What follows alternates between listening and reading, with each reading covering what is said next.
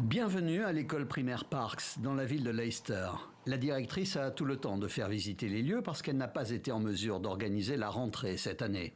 Les autorités locales ont interdit l'accès au bâtiment aux élèves. La raison est simple, ils risqueraient à tout moment de recevoir le plafond sur la tête. Pour être honnête, j'ai pleuré parce que notre école est une grande famille et je n'arrête pas de penser au fait que nous sommes séparés. Voici l'objet de la controverse, un béton utilisé entre les années 50 et 90. Le RAAC, en bon français, béton cellulaire autoclavé renforcé. Le RAAC est léger, peu cher et il a surtout été utilisé pour la construction des toits. Les spécialistes s'accordent à dire que sa durée de vie est de 30 ans, pas plus. Les travaux comme ici à Bingley ont débuté. Interrogé sur la question, le gouvernement s'est voulu rassurant.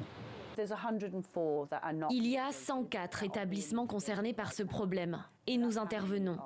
Voilà donc le nombre de sites identifiés sur les 15 000 construits durant cette époque.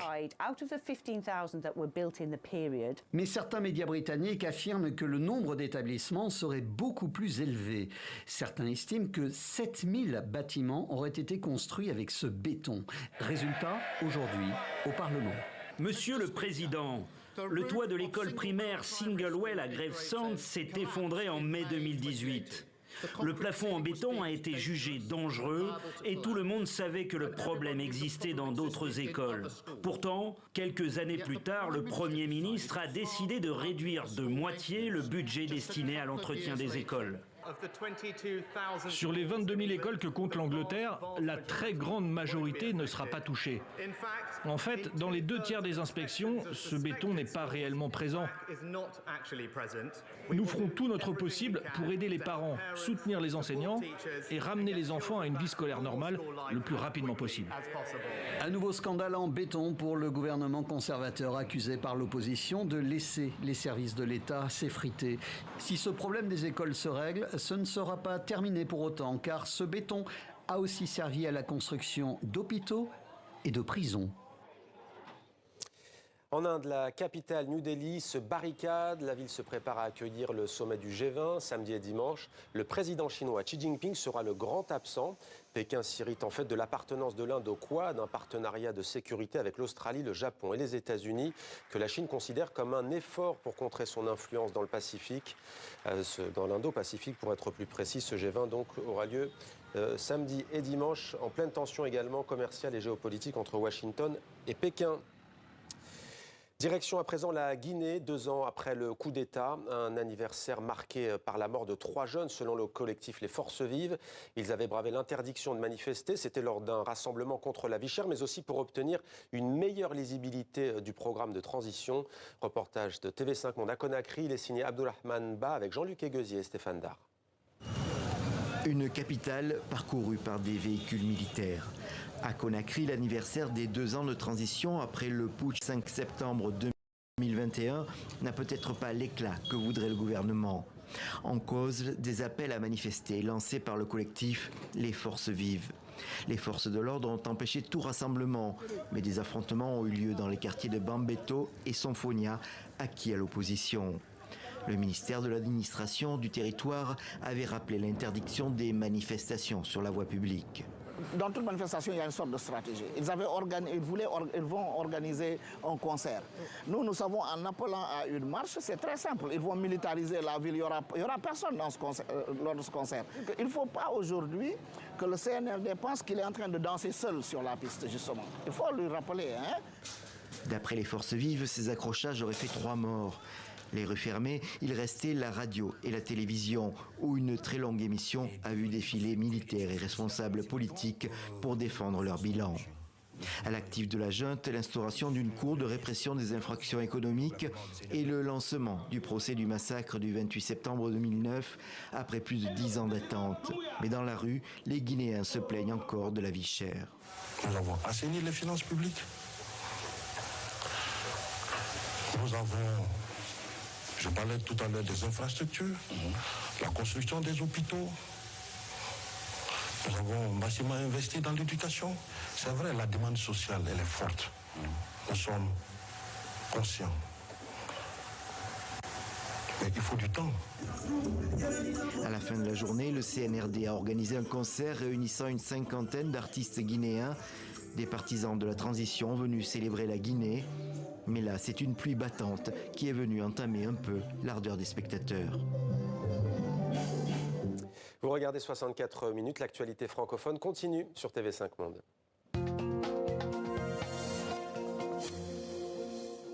Et un moment d'évasion, on embarque à bord du plus vieux 3-mâts encore en activité en Europe. Le Belém, c'est son nom, a commencé ses premières traversées en 1896. Les équipes de notre partenaire France 2 sont allées à la découverte des personnes qui font vivre le bateau. Reportage Thomas Baga, Mathieu Baudouin.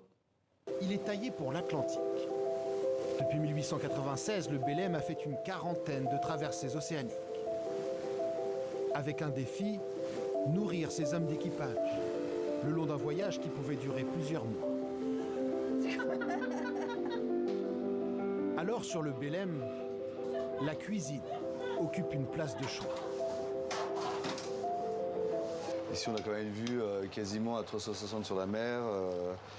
L'équipage est souvent autour de nous, donc on est un peu les concierges du navire aussi, quoi. On est un peu dans une pièce centrale du bateau, quoi. Tu peux me passer l'huile au tournesol, s'il te plaît? Les deux cuisiniers préparent ici 128 repas tous les jours. Et les menus sont variés. Ce soir, le plat du chef vient du Proche-Orient. Son nom, la tchatchouka. La recette originale, c'est que des rouges et jaunes, je crois. Donc je vais faire ça. Puis je vais en prendre un verre. C'est un mélange de poivrons, d'oignons, de tomates. Et un ingrédient mystère, Ça l'ail, s'il te plaît? la douka. Ça, c'est le petit secret. Exactement. Dedans, on y retrouve du sésame torréfié, du cumin, du paprika fumé. Il y a des graines de tournesol, des graines de coriandre concassées. L'équipement ici est le même que dans un restaurant à terre. Mais sur l'océan, le cuisinier a deux ennemis, le tangage et le roulis.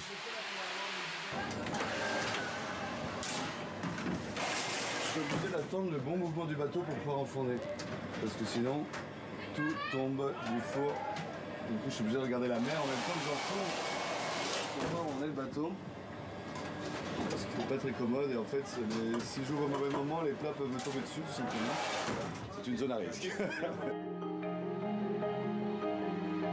Avant le départ, il a dû anticiper. Commander assez à manger pour toute la traversée. Ok, donc je voulais juste savoir si les légumes, ça allait, ça rentrait bien. On va envoyer la salade, là, il y a pas mal de salade à mettre par-dessus le reste. Le quai se transforme en un étal de marché. 100 kilos de viande, 300 kilos de légumes, sans compter les fruits et les conserves. Sa hantise manquait d'un ingrédient au milieu de l'océan. Non, c'est bon. Là, tu vois bien, c'est un peu la pagaille. Non, oui, qu'il manque des choses et que d'avoir des surprises, en fait, surtout sur la viande et tout ça, que les morceaux soient pas les bons ou que l'état des fruits ou des légumes soit pas ce qu'on veut, quoi. Mais là, tout va. Hein. Tant qu'il y a de la quantité, ça va. Vérifier, revérifier l'inventaire. Et des mangues, normalement, il y a 1,2 kg. Tous savent à quel point chaque carton est précieux. Alors la chaîne humaine s'organise au mieux. Dans la réserve au fond de la coque du bateau, la règle est simple. Ce qui va être cuisiné en premier doit être rangé en dernier. Ça, c'est des épinards, ça. Ça peut rentrer. Tout ça, je vais monter, je vais faire des barrettes d'hôtel, ça, on va faire. J'en ai comme des trousses, j'ai trop de mal avec les quantités d'herbe. C'est un peu un casse-tête tous les jours d'avitaillement parce que l'endroit est assez exigu, donc il faut un peu jongler dans l'espace. Pour Victor Chevillotte, travailler sur le Belém, c'est un retour aux sources. J'ai grandi à Chantenay, là où a été fabriqué le bateau, donc c'est un bateau que je connais depuis que je suis gamin, quoi. J'ai bossé dans plein d'endroits différents et dans beaucoup de types de restaurations différentes, quoi. À bord du Belém, j'ai un peu tous ces souvenirs de voyage qui reviennent, en fait, et ça me donne plein d'idées pour les recettes. Ce bateau, c'est un village sur l'eau, avec son restaurant, mais aussi ses échoppes d'artisans. Le menuisier peut remplacer un bastingage, réparer une poulie. Aujourd'hui, un officier lui a commandé un porte-bouteille pour sa table de nuit. Pas mal d'entretiens à faire tous les jours et puis fréquemment, il y a des petites commandes comme ça, perso, que ce soit des matelots ou des officiers. Dans la même cabine, Patrice Caérec est occupé à la machine à coudre. Ici, n'importe quel voile ou presque peut être réparé. Ne manque ni le matériel, ni la dextérité. C'est principalement des bouche à oreille, et on essaye de continuer, de faire perdurer avec les jeunes matelots, de leur transmettre ça, notre savoir-faire. Et si la machine à coudre n'y suffit pas, toutes les voiles sont en double, 2 étages plus bas. Donc voilà, ici on se retrouve donc dans la voilerie. C'est là où on stocke beaucoup de matériel, donc il y a un jeu de voile complet de rechange, plus des cordages, des câbles d'acier, des poulies, du cuir, tout ce qu'on a besoin pour la réparation du bateau se trouve ici. Les marins surnomment Patrice Caérec le Bosco, le doyen du bord, avec 36 ans d'ancienneté. Dans tous les recoins du navire, un souvenir ressurgit dans son esprit, comme en 2002 lors d'un voyage au Brésil. La remontée de l'Amazone, s'arrêter à tous les villages indiens du coin, voir les enfants partir à l'école en pirogue, c'est quelque chose qui n'est pas donné à tout le monde de voir ça. Donc ça, c'est un des plus beaux voyages qui a marqué le bateau. La cloche sonne l'heure du dîner et les stagiaires du quart sont chargés du service. Pas facile de déambuler dans ces coursives. C'est un miracle que les plats arrivent. Ce soir, la tchatchouka du chef fait l'unanimité. On est pour égater. On a tellement l'habitude que ce soit excellent. On reconnaît les mérites culinaires de nos cuistots, mais on ne s'étonne pas de la performance. Chaleureuse cantine ou repas feutré. En haut, c'est sur une nappe blanche qu'on déguste le dîner. Le respect des traditions, le privilège des officiers. Voilà pour le Belém et cette shakshuka un peu revisitée. Elle était attendue avec impatience par les fans de rugby. On connaît la composition du 15 de France qui affrontera la Nouvelle-Zélande en match d'ouverture de la Coupe du Monde vendredi soir. Les tricolores s'appuieront sur leur capitaine Antoine Dupont, demi-de-mêlée, sur Thomas Ramos à l'arrière et le duo Gabin Villiers et Damien Penaud sur les ailes. À noter aussi la titularisation du centre Yoram Moefena. Fabien Galtier se réjouit d'entrer en lice dans ce tournoi face aux All Blacks. On écoute le sélectionneur français. Que rêver de mieux que la Nouvelle-Zélande? Je vous l'ai déjà dit, je le répète, c'est une équipe qui n'a pas perdu un match depuis que la Coupe du Monde existe en phase de qualification. Jamais. 31 victoires. C'est une équipe qui arrive avec 3 titres de champion du monde. C'est une équipe qui vient de gagner la dernière compétition à laquelle elle a participé, c'est-à-dire le 4 Nations. C'est une équipe qui est sur une série de 10 victoires consécutives. Nous sommes tellement heureux d'affronter cette équipe-là que pour nous, le match de vendredi, c'est une fête, c'est une joie, c'est un grand bonheur, c'est merveilleux. L'actualité économique à présent avec Demet Korkmaz. On se retrouve juste après pour la deuxième partie de 64 minutes. Restez avec nous sur TV5 Monde.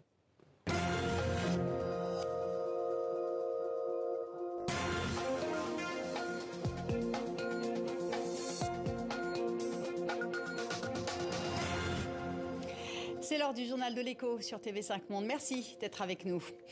Une machine à cash, on vous explique comment Spotify a été utilisé par des gangs suédois pour blanchir de l'argent. L'information est révélée par le quotidien Svenska Dagbladet. Le procédé est très simple, ils se servent du streaming pour générer des revenus à des artistes qui sont de mèche avec eux. D'après une enquête de police, cette manipulation remonte à 2019. Les fonds récoltés servent ensuite à acheter des bitcoins.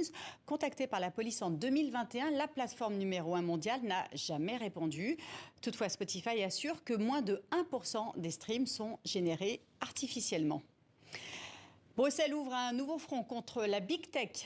TikTok, YouTube, Amazon, Instagram, Facebook, en tout, 22 plateformes seront soumises à de nouvelles règles plus strictes. L'objectif est de favoriser l'émergence de start-up européennes. Le DMA, qui est le règlement sur les marchés numériques, impose des nouvelles obligations et des interdictions sous peine d'amende qui pourraient atteindre 20% du chiffre d'affaires mondial en cas de récidive.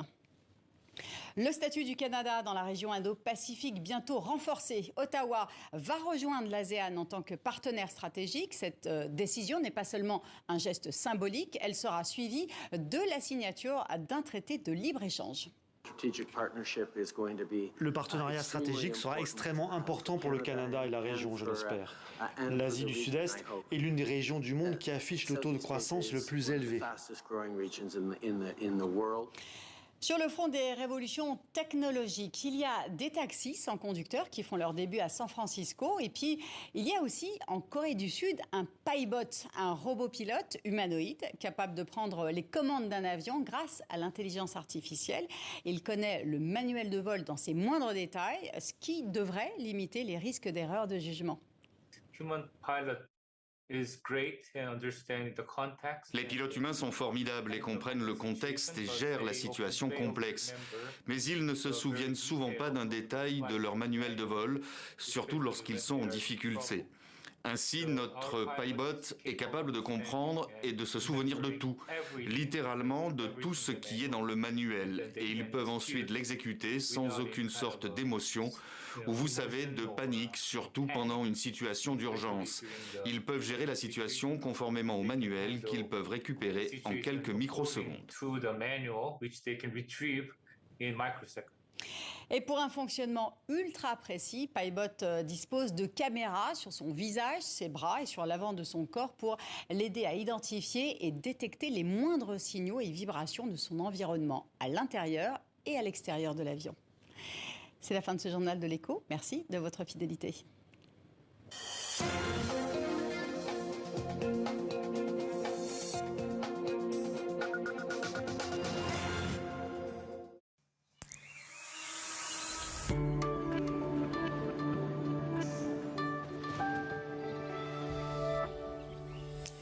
Bienvenue à tous pour les prévisions de ce 7 septembre. Je suis ravie de vous retrouver. Nous allons tout de suite prendre la direction de la Grèce où la situation est dramatique, du jamais vu depuis les 4 derniers siècles, avec des précipitations extrêmement abondantes qui touchent en ce moment le sud de la région de Thessalonique depuis lundi. Des pluies sans discontinu, ça ne s'arrête pas en raison d'une dépression, une Méditerranée qui est extrêmement chaude et donc malheureusement tous les ingrédients sont réunis pour que des pluies torrentielles se poursuivent. C'est l'équivalent de 2 ans de précipitations qui touchent en ce moment cette région. Évidemment, des routes et des villages complètement submergés par la pluie. Ça devrait lentement s'améliorer à partir de la journée de jeudi. Sur le reste du continent européen, nous avons toujours ces fortes chaleurs en raison d'une dépression placée sur l'océan Atlantique qui joue le rôle de pompe à chaleur et donc des pointes jusqu'à 35 degrés, une nouvelle fois dans le sud de la France.